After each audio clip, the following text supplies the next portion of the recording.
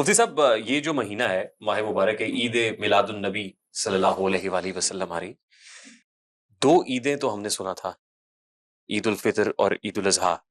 یہ جو تیسری عید ہے اس کی شرعی حیثیت کیا ہے؟ کوئی شرعی حیثیت نہیں ہے۔ جب نبی صلی اللہ علیہ وسلم کی حدیث ہے ہمارے لیے دو عیدیں ہیں، اس میں آپ نے عید کی نماز پڑھی تو من احدث فی امرنا ھذا ما لیس منہ فہو رد، ہمارے دین میں کوئی بھی نئی چیز ایجاد کرے گا تو وہ مردود ہے۔ ایک حدیث میں مردود کے الفاظ ہیں۔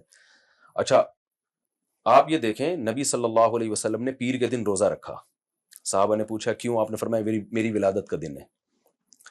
تو ولادت کو روزہ رکھ کے آپ نے عید کا کانسیپٹ تو ختم کر دیا، کیونکہ روزے اور عید تو جمع ہو ہی نہیں سکتے، یعنی کبھی بھی عید کے دن روزہ حلال نہیں ہوتا۔ آپ نے پیر کے دن روزہ رکھ کے بتا دیا، شاید اس میں یہی اشارہ تھا کہ قرب قیامت میں ایسے لوگ آئیں گے جو میرے یوم ولادت کو عید کا دن منائیں گے، تو پیر کو آپ نے روزہ رکھ کے بتا دیا کہ اس میں عید کا تو اب منانے کا کانسیپٹ ہی ختم ہو گیا۔ یہ ثابت ہے کہ حضور صلی اللہ علیہ وآلہ وسلم کو یوم ولادت پیر کا روز تھا، سوموار کا روز تھا، یہ تو ثابت ہے۔ ٹھیک ہے، اور اس دن آپ نے روزہ رکھا ہے، ٹھیک، تو روزہ اور عید جمع نہیں ہو سکتے۔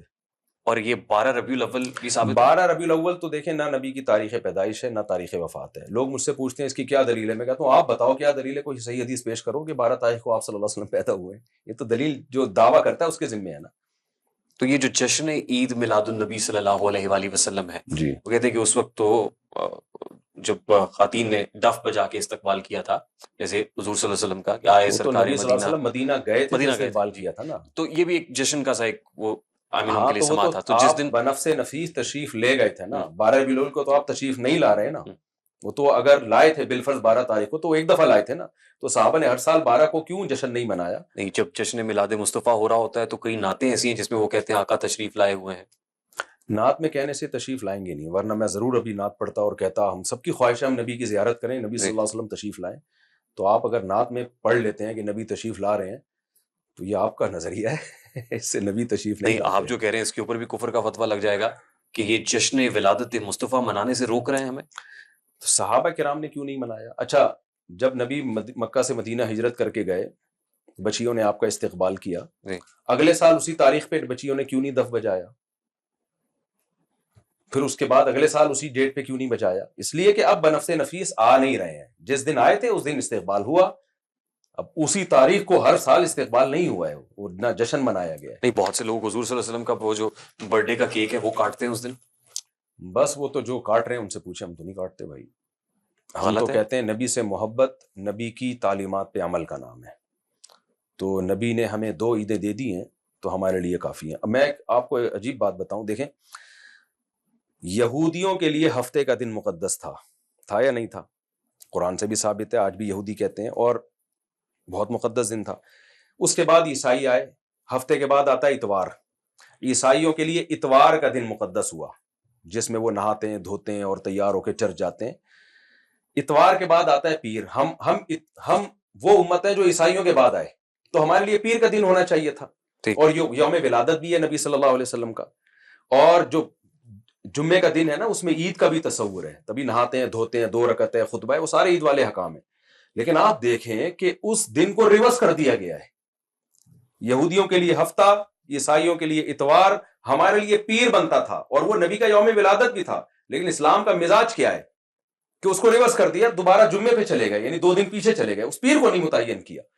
اس سے آپ اسلام کا مزاج سمجھیں، اسلام دن منانے کی اجازت نہیں دے رہا، ورنہ وہ پیر کا دن مقدس کرتا ہے کہ دیکھو تمہارے نبی اس دن پیدا ہوئے ہیں تو عید کا دن تمہارے لیے پیر کا دن ہوگا۔ اب اس دن جلوس ہوں گے، اس دن محافل ہوں گی، اس دن پہاڑیاں سجائی جائیں گی، اس دن نعتی اشعار اس طرح کے ہوں گے، بعض اوقات کچھ نعتوں پہ تو گانے کی طرز ہوگی، میوزک ہوگا، اس کی حیثیت کیا ہے شرعی حیثیت؟ بالکل ناجائز ہے۔ دیکھیں نعت پڑھنا تو جائز ہے، کسی بھی وقت پڑھ سکتے ہیں، اور سیرت کا جلسہ کرنا بھی جائز ہے، اگر لوگوں کو تکلیف نہ ہو اس میں تو کسی بھی دن کیا جا سکتا ہے، ربیع الاول میں بھی کیا جا سکتا ہے، تو لوگوں کو تکلیف نہ ہو اور پوری رات ایسا نہ ہو کہ لوگوں کی نیندیں خراب ہوں۔ اس میں تو میرا خیال ہے بریلوی علماء بھی اس کو غلط سمجھتے ہیں کہ رات کے وقت جلسے اور فجر تک کی جماعتیں جو ضائع ہو رہی ہیں، ان میں بھی جو سمجھدار ہیں وہ اس کو پروموٹ نہیں کرتے۔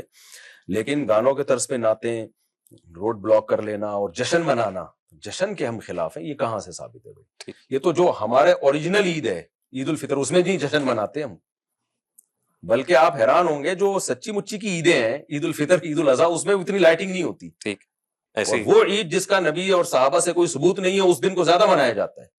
اس پہ کوئی باز اور پرس یہ ہے؟ بھی آپ ایک یعنی ایک دلچسپ بات ہے کہ اسلامی جتنے بھی تہوار ہیں صبح کے وقت میں منائے جاتے ہیں. عید الفطر عید الاضحیٰ صبح ہے جس میں لائٹنگ ہو ہی نہیں سکتی. ٹھیک. جشن عید میلاد النبی کی لائٹنگ ہوتی ہی رات کو ہے، جبکہ اسلامی تہوار رات کو نہیں ہوتے. راتیں عبادت کے لیے ہیں، لیلۃ القدر رات کی ہے تو تہجد رات کی عبادت ہے. تو اسلامی تہوار تو ہوتے ہی دن کی روشنی میں، جبکہ یہاں لائٹنگ اور دن میں لائٹنگ ہو نہیں سکتی. تو خود یہ عید میلاد النبی کے غلط ہونے کی ایک بڑی دلیل ہے کہ اسلامی مزاج کے خلاف ہونے کی دلیل ہے کہ یہ رات کو منائی جاتی ہے، کیونکہ لائٹنگ رات کے بغیر ہوتی نہیں، اور رات اسلام کہتا ہے سونے کے لیے، عبادت کے لیے. اور جو وہ عیدیں جو ہم سیلیبریٹ کرتے ہیں وہ دن میں ہے. اس پہ پکڑ ہے مفتی صاحب؟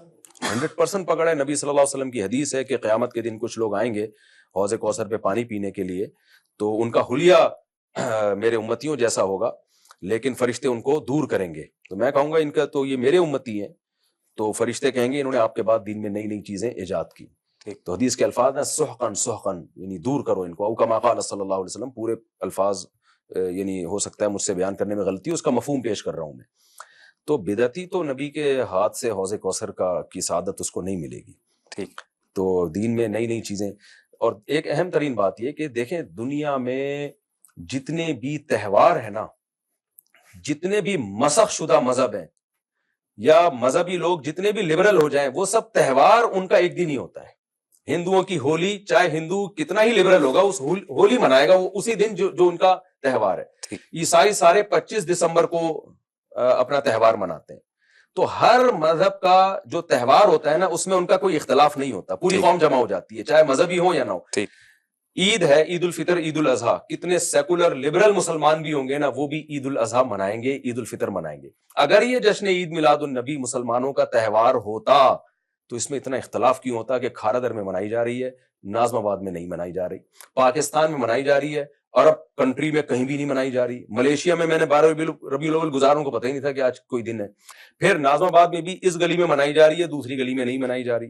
پھر اس گلی میں بھی اس گھر میں منائی جا رہی ہے، پڑوسیوں کو پتہ ہی نہیں ہے. تو اس سے بھی پتہ چلتا ہے یہ مسلمانوں کا تہوار نہیں ہے. تہوار کی جو علامات ہیں وہ اس پہ فٹ ہی نہیں بیٹھ رہی ہیں. وہ علامات یہ ہے کہ پوری قوم مناتی ہے. وہ مفتی صاحب ایک سوال جو آپ سے کیا جا سکتا ہے، احناف کے ہاں رفع یدین کیوں نہیں؟ آپ رفع یدین کیوں نہیں؟ احناف کے ہاں رفع الیدین اس لیے نہیں ہے جس بیس پہ امام مالک کے ہاں رفع الیدین نہیں ہے. امام مالک موطا امام مالک میں رفع الیدین کی حدیثیں لائے ہیں، لیکن المدونۃ الکبریٰ میں ہے کہ امام مالک سے ان کے شاگرد نے پوچھا، قاسم جو ان کے شاگرد تھے، کہ آپ رفع الیدین کیوں نہیں کرتے؟ وہ کہتے ہیں میں نے مدینہ والوں کو رفع الیدین کرتا ہوا نہیں دیکھا. تو یہ اس کی علامت تھی کہ نبی صلی اللہ علیہ وسلم کی نماز کو، آخری نماز کو اہل مدینہ نے فالو کیا ہے. تو یہ اس کی علامت امام مالک نے اس قول کے مطابق سمجھی کہ انہوں نے رفع الیدین ترک کر دیا ہے. نہیں، امام ابو حنیفہ نے تو کوفہ کے 500 صحابیوں سے دین سیکھا ہے. جی تو کوفہ کے 500 صحابی زیادہ امپورٹنٹ ہے یا آپ صلی اللہ علیہ وسلم؟ میں آ رہا ہوں اس طرف. تو امام جو ابو حنیفہ رحمہ اللہ تعالی ہیں انہوں نے اہل کوفہ کے عمل کو زیادہ فالو کیا ہے. کیوں اہل کوفہ کے عمل کو فالو کیا؟ اس لیے کہ عبداللہ بن مسعود رضی اللہ تعالیٰ عنہ کوفہ چلے گئے تھے اور حضرت علی نے کوفہ کو دارالخلافہ بنایا.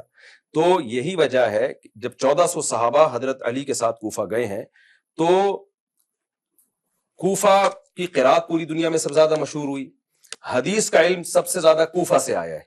امام بخاری کہتے ہیں میں علم حدیث کے لیے بصرہ اتنی دفعہ گیا اور مکہ اتنی دفعہ گیا، مدینہ اتنی دفعہ گیا. جب کوفہ کی بات آتی ہے کہ لا احصی، میں شمار نہیں کر سکتا میں حدیث کا علم حاصل کرنے کے لیے کوفہ کتنی بار. نہیں لیکن اس پہ مجھے کمپلیٹ کرنے دیں اپنی بات، کیونکہ رفع الیدین کا جو ٹاپک ہے نا بہت حساس ہے. اس میں لوگ شارٹ کلپ نکال کے اعتراضات شروع کر دیں گے، پوری بات لوگ پھر لیں گے نہیں. زیادہ تر بخاری مسلم کے راوی کوفہ کے ہیں، مدینہ اور حجاز کے کم ہیں، کوفہ اور کے زیادہ ہیں. تو علم کا مرکز سیدنا علی رضی اللہ تعالیٰ عنہ کی خلافت کوفہ میں قائم ہونے کے بعد علم کا مرکز کوفہ تھا. تو کوفہ میں صحیح سند سے بات ثابت ہے عبداللہ بن مسعود اور حضرت علی کے شاگردوں میں کوئی ایک بھی رفع الیدین کرنے والا نہیں تھا. یہ بہت بڑی علامت ہے اس بات کی کہ نبی صلی اللہ علیہ وسلم نے آخر میں رفع الیدین ترک کر دیا تھا. اگر آپ کہتے ہیں کہ نبی سے رفع الیدین ثابت ہے لہذا آپ کو بہر صورت وہ کرنا ہے، تو ہم کہتے ہیں سنن نسائی میں صحیح سند سے یہ بات ثابت ہے، البانی نے اس حدیث کو صحیح قرار دیا ہے کہ نبی نے 2 سردوں کے درمیان بھی رفع الیدین کیا ہے. تو آپ کیوں نہیں کرتے؟ اس لیے نہیں کرتے، آپ کہتے ہیں وہ منسوخ ہے. تو آپ دلیل بتائیں کہ نبی صلی اللہ علیہ وسلم نے کہاں دو سجدوں کے درمیان رفع الیدین کو ترک کیا ہے؟ تبھی ناصر الالبانی دو سجدوں کے درمیان بھی رفع الیدین کے قائل ہیں. تو ہم کہتے ہیں جیسے نبی نے دو سجدوں کے درمیان رفع الیدین ترک کیا ہے، تو عبداللہ بن مسعود کی ترمذی کی صحیح حدیث ہے جس میں وہ کہتے ہیں الا اصلی بکم صلاۃ رسول اللہ، میں تمہیں ایسے نماز پڑھ کے بتاؤں جیسے نبی نے نماز پڑھی ہے. اس میں آپ صلی اللہ علیہ وسلم نے صحیح مسلم اور صحیح بخاری کے اندر جو موجود ہے اس میں یہ نہیں ہے کہ رکوع میں جانے سے پہلے رکوع کے کیا بعد ہے نا، ہم مانتے ہیں، کہتے ہیں دو سجدوں کے درمیان بھی تو کیا ہے نا. نہیں، صحیح بخاری اور صحیح مسلم کے اندر یہ ہے کہ نہیں، سنن نسائی میں ہے کہ دو سجدوں کے درمیان کیا آپ صلی اللہ علیہ وسلم نے. اور اس کے ساتھ ہی کوئی صریح دلیل موجود ہے کہ آپ صلی اللہ علیہ وسلم نے عمر کے آخری حصے میں رفع یدین نہیں کیا؟ دیکھیں صریح دلیل اس کو نہیں کہتے کہ نبی منع کر رہے ہو کہ مت کرو. صحابی رسول بتا رہے ہیں کہ میں تمہیں نبی کی وہ نماز پڑھ کے دکھاؤں جیسے نبی نے نماز پڑھی ہے، اور وہ اس میں تکبیر تحریمہ کے وقت رفع الیدین کر رہے ہیں، باقی نہیں کر رہے. اور ان کے تمام اصحاب علقمہ اور اسود جو بخاری مسلم کے راوی ہیں اسی نماز کو فالو بھی کر رہے ہیں. وہی بخاری مسلم کے راوی ہیں حضرت علقمہ اور اسود، اور پھر ان کے شاگرد ابراہیم نخعی، پھر ان کے شاگرد حماد الکوفی، پھر ان کے شاگرد یہ حماد الکوفی تک سارے بخاری کے راوی ہیں. یہ ان میں سے کوئی بھی رفع الیدین کا قائل نہیں تھا. میں یہی کہہ رہا ہوں کہ امام ابو حنیفہ نے تو 500 کوفہ کے 500 صحابیوں سے نہیں، امام حنیفہ تو بہت بعد میں آئے ہیں نا. حماد الکوفی، علقمہ، یہ بھی تو رفع الیدین نہیں کرتے، تو تابعین. لیکن اگر آپ صلی اللہ علیہ وسلم عمر کے آخری حصے میں رفع یدین کر رہے تھے تو پھر تو سنت عمل ہے، پھر تو کرنا چاہیے. نہیں کر رہے تھے نا آخر عمر میں رفع الیدین، اس پہ کوئی صریح دلیل موجود نہیں ہے. میں دلیل پیش کر رہا ہوں، آپ سن نہیں رہے نا. عبداللہ بن مسعود رضی اللہ تعالیٰ عنہ جو نبی کے سفر حضر کے ساتھی ہیں اور علم میں دیگر اصحاب رسول سے زیادہ نہیں بلکہ بہت زیادہ بڑا مقام ہے ان کا، وہ صحیح حدیث میں بتا رہے ہیں کہ میں تمہیں وہ نماز پڑھ کے دکھاؤں جو نبی نے نماز پڑھی ہے. اور ظاہر ہے آپ اپنے شاگردوں کو وہ نماز سکھا رہے ہیں جو آپ کنٹینیو کروانا چاہتے ہیں. تو عبداللہ بن مسعود نے صرف تکبیر تحریمہ کے وقت کیا. تو ہم یہ کہتے ہیں یہ ہو نہیں سکتا کہ رکوع میں نبی کا آخری عمل رفع الیدین کا ہو اور عبداللہ بن مسعود اس کو ترک کریں، ان کے شاگرد بھی ترک کریں، اور شاگردوں کے شاگردوں کا پورا کوفہ تک سلسلہ ترک کرتا چلا ہے. یہ ممکن نہیں ہے. اگر ایسا ہوتا تو عبداللہ بن مسعود اس موقع پہ ترک نہ کرتے، اور اگر کرتے تو احیاناً ترک کرتے. لیکن ہم دیکھ رہے ہیں حضرت علقمہ اور اسود نے وہی نماز کو ان سے لیا. لیکن رفع یدین کر لینے میں عذر کیا ہے؟ ہم نے تو کبھی نہیں کہا کہ حرام اور ناجائز ہے، یہ تو بلا وجہ کے ایک الزام لگایا. افضلیت کا اختلاف ہے. تو ہم یہ کہتے ہیں کہ بہت سارے قرائن اور عبداللہ بن مسعود کی اس حدیث سے ہمیں پتہ چلتا ہے کہ نبی صلی اللہ علیہ وسلم کی آخری نماز ترک رفع الیدین والی تھی، کیونکہ ہمیں نبی سے دو سردوں کے درمیان بھی رفع الیدین ملتا ہے. دیکھیں 3 طرح کی حدیثیں ہمیں ملتی ہیں. ایک حدیث وہ ہے جس میں صرف تکبیر تحریمہ کے رفع الیدین ہے. ایک حدیث وہ ہے جس میں رکوع میں جاتے ہوئے بھی ہے، رکوع سے اٹھتے ہوئے بھی ہے، لیکن تیسری رکعت کے لیے کھڑے ہوتے ہوئے نہیں ہے. ایک حدیث وہ ہے جس میں تیسری رکعت کے لیے کھڑے ہوتے ہوئے بھی رفع الیدین ہے. اور صحیح مسلم کی حدیث سے پتہ چلتا ہے سلام کے وقت بھی رفع الیدین تھا، اور نسائی کی حدیث سے پتہ چلتا ہے دو سردوں کے درمیان بھی رفع الیدین تھا. اس سے صاف پتہ چلتا ہے کہ نبی صلی اللہ علیہ وسلم کا رفع الیدین کے معاملے میں کنٹینیوسلی ایک عمل نہیں رہا. اب یا تو قلت سے کثرت کی طرف ہوا ہے، شروع میں کم کرتے تھے، آخر میں آپ نے اضافہ کر دیا، اس کا کوئی بھی قائل نہیں ہے امت میں. ٹھیک.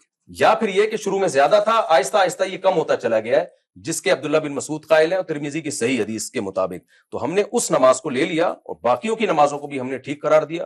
تو میرا خیال ہے اس میں کوئی بہت بڑی راکٹ سائنس نہیں ہے. البتہ اتنی بات ہے کہ یہ جو عبداللہ بن مسعود کی ترمذی کی حدیث کو یہ لوگ ضعیف قرار دیتے ہیں، تو یہ میرے سامنے ضعیف قرار دے کے دکھائیں. ٹھیک ہے نا، میں بتاتا ہوں اس میں یہ کیا خیانت کرتے ہیں، اور یہ انجیل علی مرزا نے بھی خیانت کی ہے. عبداللہ بن مبارک سے 2 حدیثیں منقول ہیں عبداللہ بن مسعود سے. تو عبداللہ ابن مبارک نے عبداللہ بن مسعود کی پہلی حدیث کو ضعیف قرار دیا، دوسری کو نہیں. ٹھیک. تو علی مرزا صاحب نے بھی اور دیگر بعض لوگوں نے بھی عبداللہ بن مبارک کی نسبت وہ دوسری حدیث کی طرف کر دی ہے. ٹھیک.